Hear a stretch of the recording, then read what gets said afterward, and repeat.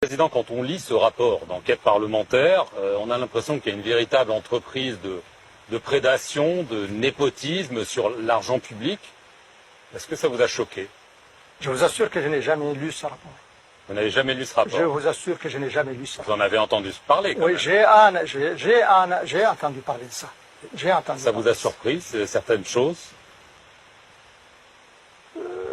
En réalité, c'est pas la peine de vous dire ce que j'ai pensé de tout cela, parce que j'ai considéré que c'était un dossier qui se trouvait à deux niveaux, par lesquels je n'étais pas concerné. Tout d'abord, le Parlement, par la suite, la justice.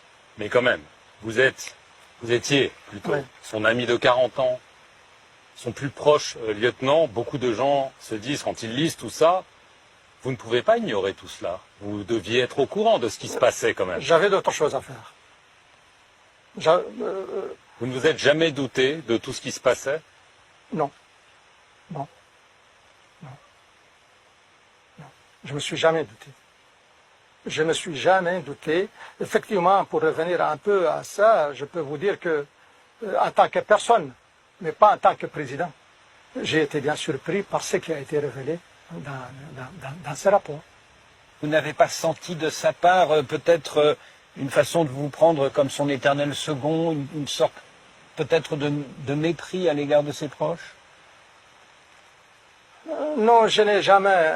Il y a beaucoup de choses qui m'ont surpris dans tout ce qui s'est passé, pour vous parler franchement. Je ne pensais pas... C'est une situation...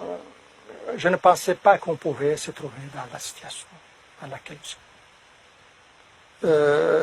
Mais une fois que c'est arrivé, je crois que là aussi, il faut la vivre.